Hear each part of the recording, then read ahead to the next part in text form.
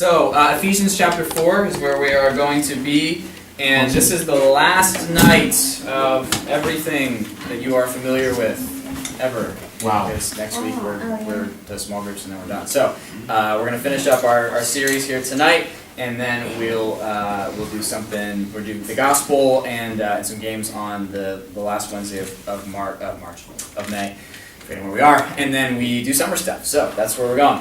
So Ephesians chapter 4, and whoever gets there first, if you're ready, verses 15 and 16. So that's where we're going to kind of camp tonight. Chapter 4. Chapter 4 of Ephesians. Ellie, we're not singing. I know. Verses I just 15 I and just 16. grabbed one. That was stupid. Oh, nice. You grabbed it. That's not true. She grabbed a hymnal. You are not stupid. That is so not true. It is easy to grab a hymnal instead of a Bible because they look almost identical in view. Anybody? Ephesians chapter 4, verses 15 and 16. Who's got it? Go ahead, Jonathan. Instead, speaking the truth in love, we will in all things grow up into him who is the head, that is Christ. From him the whole body, joined and held together by every supporting ligament, grows and builds itself up in love, as each part does its work. Okay, awesome. Thank you. So speaking the truth in love is what we're going to be sort of really honing in on tonight. We'll look at a couple of verses in this chapter and in chapter 5, but primarily this is our idea tonight, that we are speaking as Christians the truth and love to one another. So this goes back to our ideas of honesty, the ideas of having consistent character, integrity, all that kind of stuff, right? And all that stuff is building into maturity, right? That's the image that's there. It's like a body. As the body matures, right, you get stronger, you get older, your body grows. And it's, when your body is doing the thing it's supposed to do, it gets stronger and stronger, right? And so that's the image that we as Christians with one another should be having as well. So the kind of the premise that we've been operating with, though I'm not like sort of phrased it this way, but the premise that's underlied this whole series is that deceit is the enemy of everything we are trying to do as Christians. Okay, so when we try to conceal stuff, when we don't have integrity, when we are not honest, right, that is like the enemy of everything that Christ is saying you should be doing, okay? It's actually the opposite of Christian character. So why do you guys think that is? Why would something so simple as like falsehood, a lie, like undermine everything else that we as Christians are supposed to be living and growing? Why would that be? Give me a couple of ideas. Yeah. Because it comes from Satan. Okay. It's like yeah. thing that we have to watch over as Christians. Okay, so if I'm modeling Satan's character, then I can't model Christ's character, right? Those are two complete opposite things. Okay. Why else? Why would deceit be one of the biggest enemies of unity? Jake. Well, the whole thing that we believe is truth. We believe that on truth. We believe that on faith. And if we're going around spreading lies, how do other people know what we believe, the truth that we believe? How do they know if that is true if we're telling lies to each other? Yeah, so in other words, if I'm a liar in other areas of life, I mean, doesn't it call into question everything else that I proclaim? Grant? Everything is like any type of like relationship is based on trust. So if you're deceiving, then there's like a fracture in that trust that people can't trust your word as worth anything. Right. So if deceit is what you do sometimes, it comes across that that's what you do all the time. Right. Yeah, and once you start going down that path, man, your character becomes damaged so quickly, and people will fail to trust you in almost every other area of life. So deceit is just completely. It's like a steady drip of water, where it's not necessarily immediately apparent how damaging it is, but if you let that water keep dripping, man, that whole foundation is going to just crumble away at some point or another. So as Christians, I mean, and this whole passage talks about how, speaking the truth in love is key to this idea that we would grow in togetherness, that we would grow and be equipped and be built up, all these kinds of things, right? So as Christians, our goal is to be that. We're supposed to be unified, we're supposed to be loving. So that means that, we have to resolve to put, if we're going to be loving, the needs of other people before our own. That also means, like we've been talking about, that we need to be forthright and sort of speak what's on our heart, so that conflict doesn't just like sit there and fester, right? We don't just let problems be there. We have to resolve to deal with problems quickly when they arise, okay? So this is kind of like what we're going to get at tonight, is this idea that, we don't particularly like conflict. I don't mean anybody like conflict. or fighting, arguing with people. Debating is another thing, right? There's debating that we can kind of get engaged in that. But like when you know somebody's mad at you and maybe they have a good reason to be mad at you, it's kind of hard to like settle those differences. Like you don't like being in that position. But when we find ourselves there as Christians, we have to resolve to deal with those problems quickly. Because just because we don't like conflict doesn't mean that if we just kind of leave it alone, avoiding the problem doesn't mean that it like ceases to exist. Okay, we didn't put it away. It doesn't just go away somewhere. So as their wedding day approached, the young couple grew apprehensive. Each of them had a problem they had never before shared with anyone, not even with each other. So the groom-to-be decided to ask his father for advice. "Father," he said, "I'm concerned about the success of my marriage. I love my fiancée very much, but I have smelly feet." This was no secret. His parents, of course, had done his laundry on more than one occasion and thought something had curled up in the laundry and died. However, he said, "I'm afraid that my future wife will find them, my feet, and me disgusting." "No problem," said his father kindly. "All you have to do is wash your feet as often as possible and always wear socks, even to bed." The young man thought this solution sounded like a workable solution, and he was okay with that, okay? So likewise, the bride-to-be decided to take her problem to her mom. "Mom," she said, "when I wake up in the morning, my breath is truly awful." This was also no secret, since the bride-to-be had often stumbled yawning to the breakfast table. However, her mother advised, "In the morning, get up straight out of bed, head for the bathroom, and brush your teeth. Don't say a word until you've brushed them. Not a word." The bride-to-be thought the suggestion was certainly worth a try. The loving couple was finally married in a beautiful ceremony, and not forgetting the advice each had received, he with his perpetual socks, and she with her morning silence, they managed quite well. About 6 months later, shortly before dawn, the husband woke up horrified to discover that one of his socks had come off during the night. Okay? Fearful of the consequences, he frantically started searching the bed. This, of course, woke his bride, who, without thinking, blurted out, "What on earth are you doing?" "Oh no," he gasped as he recoiled in shock. "You've swallowed my sock!" So, here's the deal. Pretending like we don't have problems doesn't make the problem go away, does it? It's there. And sometimes it gets worse, and sometimes it's just worse when it's finally revealed. The revelation is often pretty damaging, right? So that's why it's important for us, guys, when we think about what our integrity represents, right? That we are making a pattern of consistency in this and being truthful, right? Both in confessing our sins and in dealing with conflict when it happens. Because if we just bury that stuff, it damages our character and it damages our unity with other people. Does that make sense?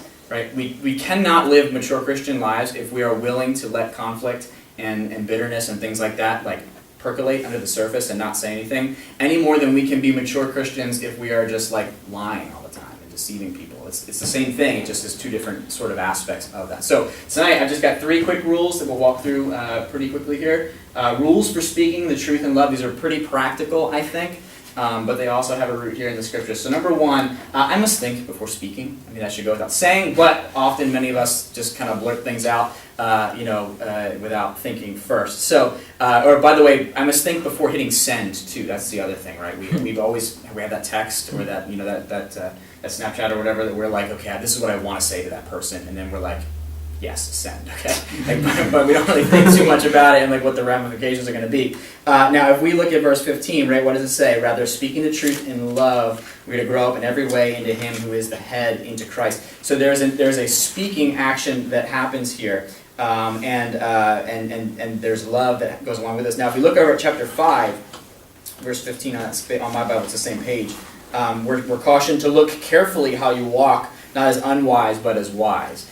So there's this evaluation process, right? That when I'm engaging in life, I'm thinking about the steps I'm taking. You think about like going on a hike in the woods and crossing a stream, right? And all those rocks that are kind of there. And if you just kind of jump rock to rock to rock to rock without like pausing to like check and see whether you got your balance, I mean, you might end up with some wet feet. Okay, when you're trying to cross a stream in a conversation, as it were, right? If we're not careful in what we're saying, we're probably going to cause some damage in that, right? And as a matter of fact, if we look at Galatians chapter 6, there's this great passage about confronting one another, dealing with sin, right, brothers? If any of you is caught in any transgression, you who are spiritual, that is, you who are mature, right, it should restore him in the spirit of gentleness. But then it says, keep watch on yourself, lest you too be tempted. So even in the scenario where somebody else has got the problem, I've not done anything wrong, I still have to be cautious in the way that I approach this, right? Because I might be tempted by what they say, or I might, speak something harshly or unkindly or rudely or cruelly, right? And then I've sinned myself.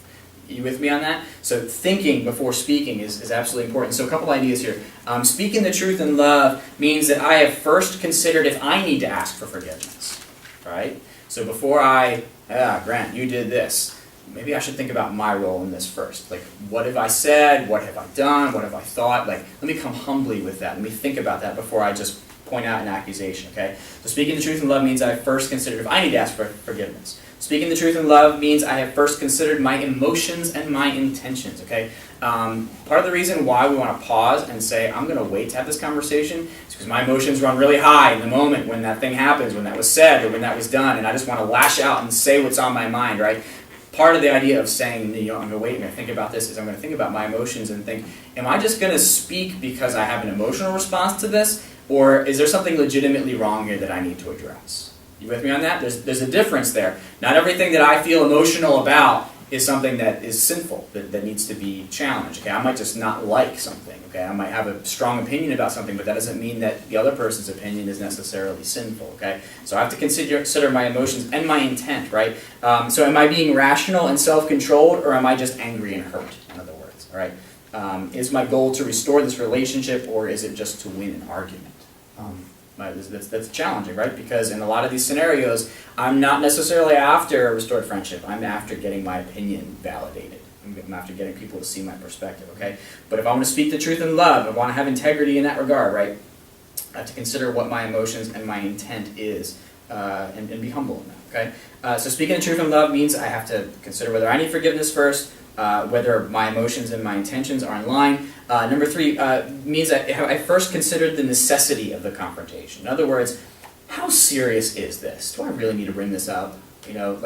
I saw this person do this one thing, and is that like a sin? Is that like something I need to like drag out into the light? Do I need to get other people involved, right? I'm just sort of weighing with, not necessarily just my own opinion in this. I'm going to want to put it against the Word of God, but I'm thinking about how necessary is it to really address this. You with me on this? Right? Because if we were to like call out every single thing that we saw that we didn't like, we could spend the rest of our lives pointing fingers at people.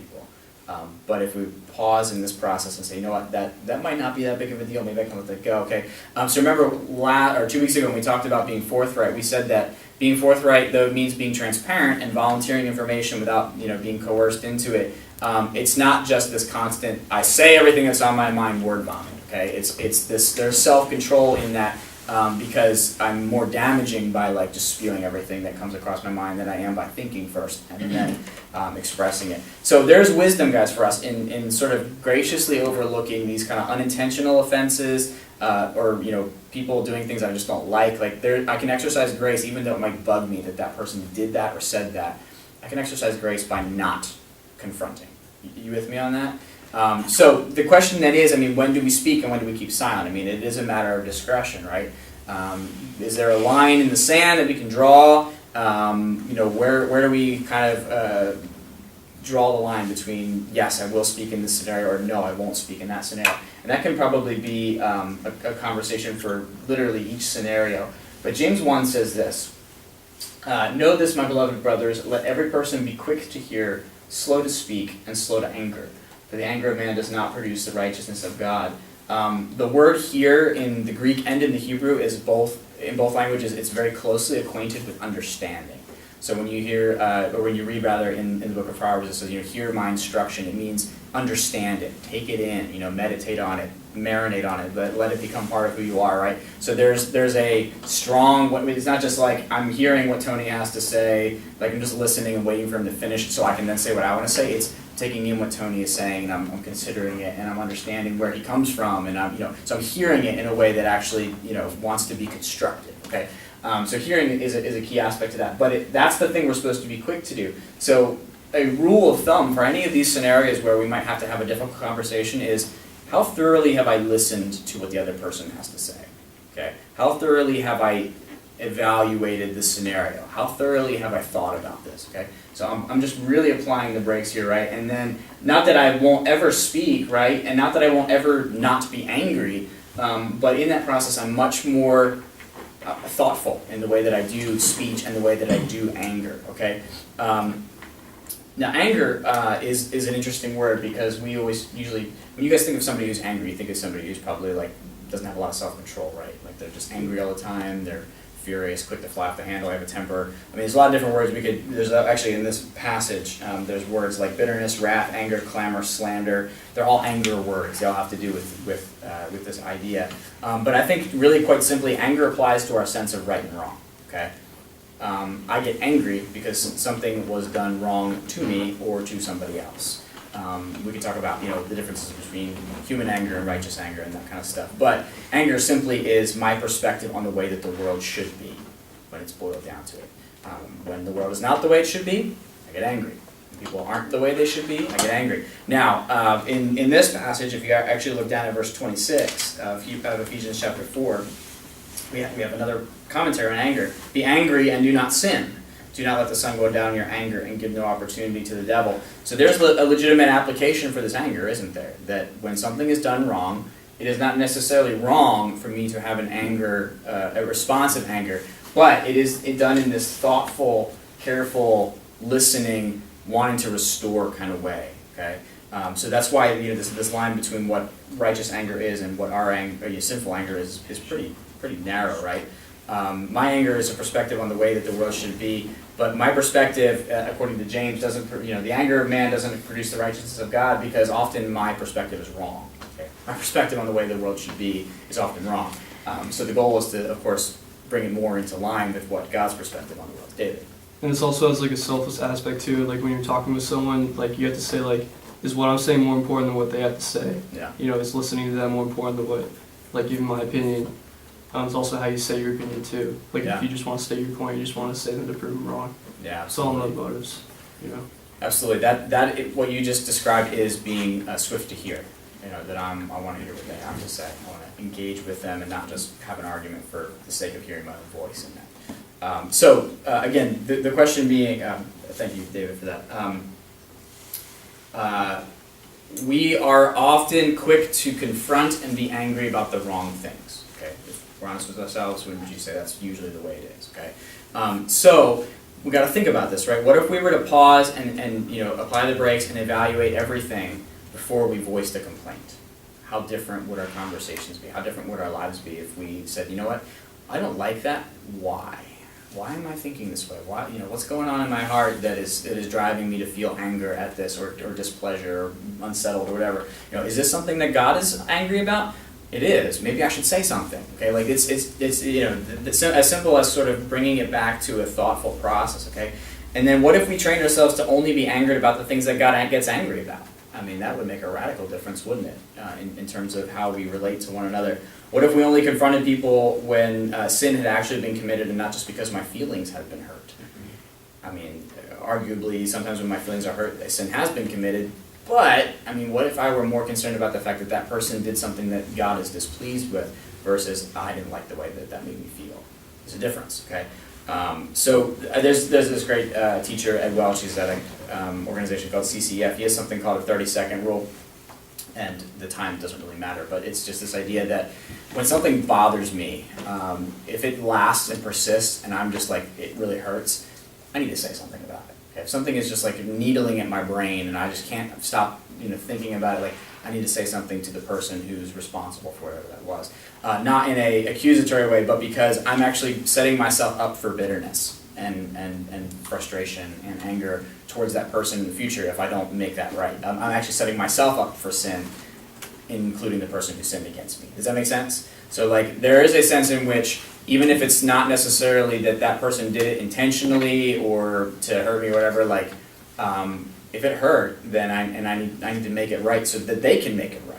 I need to bring this out in light and be honest about that so we can together figure out this issue. So, belaboring the point, we have to consider whether confrontation and conversation is really necessary before we speak. And then lastly, under this idea, speaking the truth in love means that I'm direct in the way that I speak. I am direct in the way that I speak. Can't speech well tonight. I'm direct in the way that I speak, but I'm also compassionate in the way that I speak. All right, that is the essence of speaking truth in love. Therefore, being passive-aggressive or completely shutting off during a conflict is sinful. Okay, make those comments like, it would be nice if you would, understand or see it from my area. Okay, that is just a way to dig the knife in deeper in the middle of the conflict. Okay, and just completely shutting down and not responding to somebody who's trying to have a conversation with you is also not speaking the truth in love at all. That's just shutting that person up. Both of those approaches are ultimately sinful. On the other side of this, you might have what you would call a blunt personality, where it's just like, I just say it like it is. Okay, and if this person does something, I'm going to let them know. Okay. That is not an excuse for a lack of graciousness, okay? It is good to be direct. It is good to not beat around the bush and make people guess, and we're always a little timid when it comes to these confrontation things. It's good to be direct. It's good to say, listen, this is what was said, this hurt me, I perceived this way. The clearer we are in our communication, the faster and more positive the outcome is from these conversations, okay? But we tend to wait and I'll talk about it later, and not waiting because I want to think about it, but waiting because I don't want to do it, right? I drag my feet, and then when I talk about it, I don't really say what's bothering me. I kind of talk around it because I'm afraid of hurting that person's feelings or what they're going to respond with, right? So being direct is good, but not to the point where we're just being I just say it like it is, and I don't care how they perceive it, right? I want to be honest with them. Yeah. When you got a problem with someone, you should never address it in front of other people. Yeah, because when it's just with you, when it's just a personal thing, you should just talk to them separately. When it's just one-on-one. Yeah. So it doesn't start drama. Yeah, you don't, and that's a good point, David. You don't want to bring other people into this. I mean, it's one thing, and this is such a fine line. It's one thing to ask for advice on a scenario, but the line between advice and gossip is razor thin, man. If you're gonna ask for advice, I would say, talk to somebody who's a spiritual authority, a mentor, somebody you look up to that you respect, not one another. I mean, because often you guys are both friends with the same people, right? And talking about that is just creating a wedge of bitterness between all the other people, right? So, what's that? No, I had a situation recently. I can understand. Okay, it's so easy to get into these kind of conundrums. Okay, but the fewer people that we can limit who know what happens it's just better. Yeah, and confronting it in privacy is a much better thing to do too. Okay. One last thought, and then we'll move on here, and I'm going to get us done pretty quickly here. We often create a two-faced image for ourselves by saying all the things that we want to say in text, and then not saying those things in person. Okay. Does that make sense? It is so easy to hide behind this, and man, I'm going to let them have it. Okay. Because I'm protected by this. I'm not seeing them face to face. But then when I talk to them in person, it's we're just cold and distant because we know what we said here, but we're not willing to say those things face to face, okay? And just as a rule, one more rule, I've got a lot of rules tonight, don't ever confront this way. This is a bad idea, okay? Serious conversations, don't have them this way. Have them this way maybe, but texting and instant messaging, all that kind of stuff, you are going to destroy friendships accidentally because 90% of human communication is in body language. And you might mean it one way, they're going to take it a totally different way. Don't have those conversations on a cell phone. That's just terrible, okay? Confront in person, okay? So, moving on. I must think before speaking. I must offer solutions, not complaints. Another really, really practical thing. But there's people that are just, can never be positive about anything. Every time you see something, they're just well, we can't do that because, or that's not going to work because, right? We're talking about the glass half empty, glass half full kind of people, different perspectives on this. Okay, so in the verses that we read for tonight, right? Speaking the truth in love, we're to grow up in every way into Him who is the head, into Christ, whom the whole body joined and held together by every joint with which it is equipped, when each part is working properly, makes the body grow so that it builds itself up in love. Here's the problem. Here's the issue. People who only see problems make it impossible for growth, for edification, for equipping, for joining, for unity, right? That is so divisive when all they can do is complain about situations, okay? So nothing positive can happen when our thinking is skewed by negativity or an inflated positivity. This uber optimism as well. You guys know what I mean by skewed thinking, by the way? Messed up, kind of. Yeah, messed up. So anybody ever Googles askew? It's That's a screenshot. You notice how it's all slanted? It kind of bugs me a little bit. Oh yeah, it totally is. It's not mine. So it's this kind of fun little askew. It's askew, right? So that's the idea. When we are skewed in our thinking, whether by a lot of negativity or way too much positivity, we actually are like not seeing things correctly. Is that what That's the happened idea. when you look Wait, it it up? did it on purpose? Yeah, Google does that. It like tilts the screen. It's kind of like if you used to. I don't know if it's still Because does of it, the but you could say word? do a barrel roll and the whole thing would spin. Like Google Yeah, Space I and- remember doing But that. that's anyway. I didn't know it did that. Adam That's told me kinda it did that, and I was like, oh really? Oh, that's perfect. Okay. So there were once two brothers who were identical twins. One brother was an eternal optimist who always saw everything, saw the good in everything and everybody. The other brother, however, was an eternal pessimist who never saw good in anything. One Christmas, their parents decided to try a terrible experiment, that's my word, on them to see if there was any way the two brothers could find some balance in their personalities. To the pessimist's son, they gave a bright, shiny bicycle. To their optimist son, they gave a bag filled with nothing but straw. They put the presents under this is a terrible idea, put the presents under the tree with the boys' names on them and waited to see what would happen. On Christmas morning, the two boys ran downstairs to discover what they had received from their parents. Upon finding the bicycle, the pessimist proclaimed, "A bicycle? Why did you give me a bicycle? It's too cold to ride outside. And besides, I'd probably fall and hurt myself. I can't believe you got me a lousy bicycle." The optimist opened his present, found the bag of straw, and immediately ran to the backyard, looking around frantically. His family were completely puzzled and finally asked him, "What in the world are you doing?" He replied, "That bag of straw means there's a pony around here somewhere." Oh my gosh. All right, so here's the idea, okay?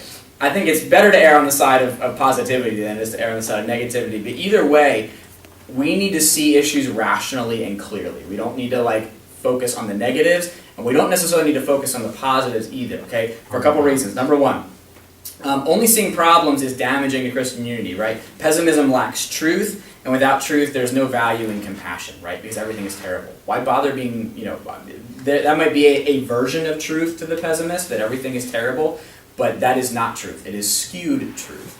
There may be some problems to be addressed, but we're only focusing on the negative, and we're not taking into account the positive things, okay?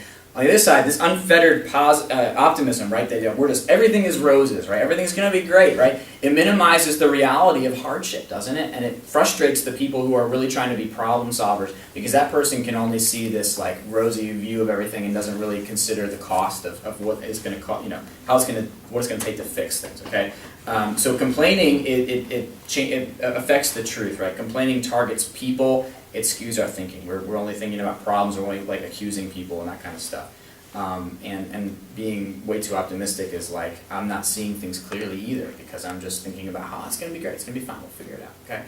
And that's not very helpful either. So when it comes to conflict and these things that we have to resolve, right, we have to see them clearly. We have to offer solutions and not just complaints. We have to think critically about this kind of stuff. You with me on that? Okay. Last idea here, and then we're done. I must resolve to be loving and gracious even in the face of sin. Okay. Must resolve to be loving and gracious even in the face of sin. So the last couple verses of this chapter say this. Verse 29. Let no corrupting talk come out of your mouths, but only such as is good for building up, as fits the occasion, that it may give grace to those who hear. And do not grieve the Holy Spirit of God, by whom you were sealed for the day of redemption. Let all bitterness and wrath and anger and clamor and slander be put away from you, along with all malice. Be kind to one another, tender-hearted, forgiving one another as God in Christ forgave you. All right, I must resolve to be loving and gracious even in the face of sin. All of this, guys, acknowledges that people are going to hurt you. They're going to sin against you. It is inevitable, and you are going to hurt people and sin against them. It's inevitable, okay? Therefore, verse 32, be kind to one another, tender-hearted, and forgiving one another, okay? Our response to sin and people hurting us is usually, I never want to see or talk to that person again. Our friendship is ruined. I can never have a relationship.